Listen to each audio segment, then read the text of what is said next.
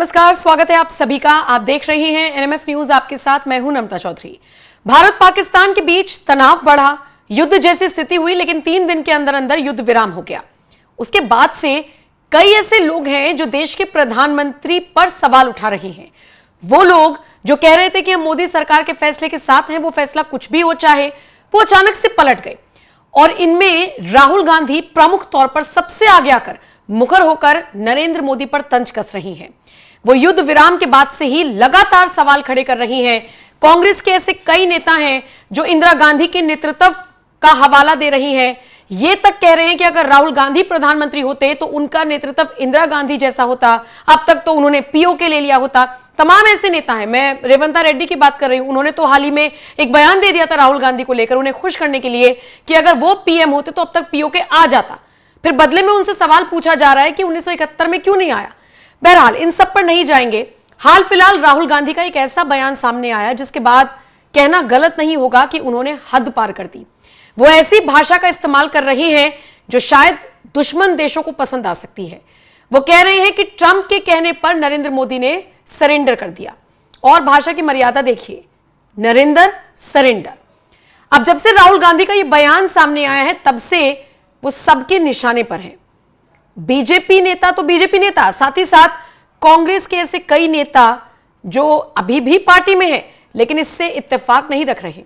कांग्रेस के कई ऐसे नेता जो पार्टी में नहीं हैं, वो भी इससे इत्तेफाक नहीं रख रही हैं।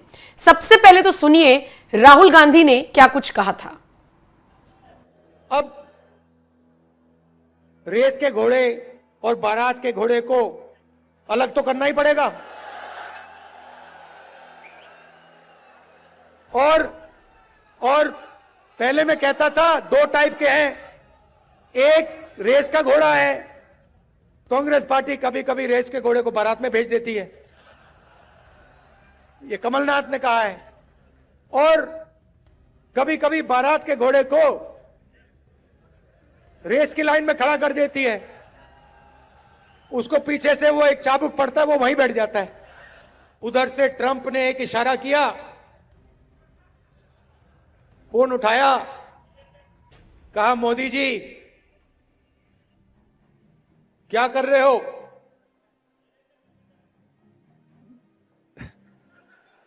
नरेंद्र सरेंडर। और जी हजूर करके नरेंद्र मोदी जी ने ट्रंप के इशारे का पालन किया।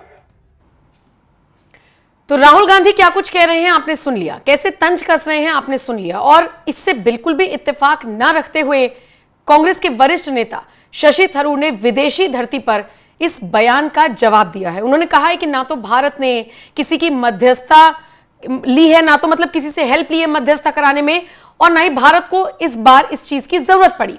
सुनिए शशि थरूर कैसे जब राहुल गांधी के बयान को लेकर सवाल पूछा गया तो जवाब देते हुए नजर आए हैं। शशि थरूर को सुनिए। India has been firm enough in its response to the constant mediation claim by the US president. It's a question that your own party continues to ask back home. Just yesterday, the leader of your party, Rahul Gandhi, said Modi surrendered to President Trump. Sorry, what was the last one there? That Modi surrendered to President Trump. Look, all I can say is that we have enormous respect for the American presidency and the American president. All we can say for ourselves is that we have never particularly wanted to ask anyone to mediate. As I said, we have no real difficulty in speaking the same language as the Pakistanis. As long as they use the language of terrorism, we will use the language of force, and that doesn't require a third party. If, on the other hand, they were to dismantle the infrastructure of terrorism, we can talk to them. If they take serious actions to show that they want to restore normal relationships with us, we can certainly talk to them again without needing an intermediary. So it's not in any way a negative comment about the goodwill of people. During this conflict, as I said, in any case, India didn't need persuading to stop. No one needed to tell us stop because we were telling them. The moment Pakistan stops, we are prepared to stop. So if they in turn then told the Pakistanis, you better stop because the Indians are willing to stop, and that was what they did, then that's wonderful gesture on their part with vis-a-vis Pakistan, but only Pakistan and they can tell us exactly what happened. With us, all we can say is that we know in our conversations some of these things didn't come up. But I want to say this in a very constructive spirit. We have an enormous respect for the US, and we have a much more important, valuable strategic partnership with Washington that we wouldn't want to jeopardize over a matter of detail. We are interested, we're talking at the moment about a number of areas of cooperation. We're interested in enhancing all of that. So small matters can go by. तो शशि थरूर ने जिस तरीके से जवाब दिया है, लोग कह रहे हैं कि इतने अच्छे से तो बीजेपी डिफेंड नहीं कर पाई जितने अच्छे तरीके से शशि थरूर ने डिफेंड किया। लेकिन दिलचस्प बात यह है कि राहुल गांधी को ऐसे बयान देने की क्या जरूरत पड़ गई, क्या आवश्यकता पड़ गई, और शायद इसीलिए बीजेपी के तमाम नेता आगे आकर प्रेस कॉन्फ्रेंस करके या फिर लाइव डिबेट्स में बैठकर राहुल गांधी के इस सवाल का जवाब तो दे ही रहे हैं। साथ ही साथ जिस तरीके से वो नरेंद्र सरेंडर करते हुए नजर आए, वैसे ही कई नेता कैलेंडर और पुराने चिट्ठे खोलते हुए कांग्रेस के नजर आए हैं। सवाल यह भी उठता है कि डोनाल्ड ट्रंप ने जिस तरीके से मध्यस्थता कराने का दावा कर दिया था, उसको कई बार खारिज किया जा चुका है भारत की तरफ से। सबसे पहले समझ लीजिए कि भारत पाकिस्तान के बीच युद्ध जैसे हालात थे, लेकिन अचानक डोनाल्ड ट्रंप का एक ट्वीट आता है और उसमें वो कहते हैं कि सीज फायर हो गया है। सवाल उठता है कि सीज फायर यानी युद्ध विराम का पता उन्हें कैसे चला? तो क्या उन्होंने मध्यस्थता कराई थी?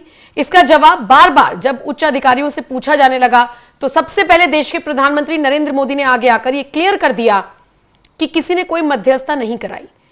ये डीजीएमओ स्तर की बातचीत थी, गिड़गिड़ा रहा था पाकिस्तान, और उसके बाद चूंकि भारत शांतिप्रिय देश है तो फैसला लिया गया कि किसी भी झगड़े को, किसी भी लड़ाई को आगे नहीं बढ़ाया जाएगा। लेकिन हां, आतंकवाद के खिलाफ हम बात करेंगे, पीओके पर हम बात करेंगे, और ये खुद प्रधानमंत्री नरेंद्र मोदी के शब्द थे।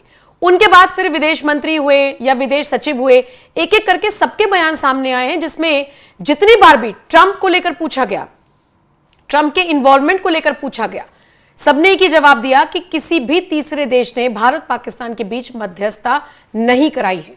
लेकिन बावजूद उसके राहुल गांधी बाकायदा निम्न स्तर पर आ गए, भाषा का बिल्कुल निम्न स्तर हो गया, और पहले तो बोले मोदी जी, लेकिन उसके बाद कहते हैं नरेंद्र सरेंडर, और उसके बाद जी हुजूर कहकर नरेंद्र मोदी ने सरेंडर कर दिया। यह वो भाषा है जिसको लेकर बीजेपी के राष्ट्रीय अध्यक्ष जेपी नड्डा ने कहा है कि राष्ट्रद्रोह का मुकदमा चलाया जाना चाहिए। जेपी नड्डा ने साफ तौर पर कह दिया कि इस तरह का बयान सामने नहीं आना चाहिए था, वो भी तब जब भारतीय सेना ने 300 किलोमीटर तक पाकिस्तान में प्रवेश किया, 11 हवाई अड्डों को नष्ट किया, 9 आतंकी ठिकानों को ध्वस्त किया और 150 से अधिक आतंकवादियों को मार गिराया। जेपी नड्डा ने साफ कहा कि कहीं ना कहीं राहुल गांधी ने भारतीय सेना की वीरता और साहस का अपमान किया है। और सिर्फ जेपी नड्डा ही नहीं, तमाम ऐसे नेताएं, फिर चाहे संबित पात्रा हो या सुधांशु त्रिवेदी हो, तमाम नेता राहुल गांधी के इस बयान पर सवाल खड़े कर रही हैं। लेकिन अब इस बीच जिस तरीके से शशि थरूर का बयान सामने आया है, वो भी मुंह तोड़ जवाब है राहुल और पूरी कांग्रेस के लिए। फिलहाल इस खबर पर आपकी राय कमेंट कर हमें जरूर बताएं। नमस्कार।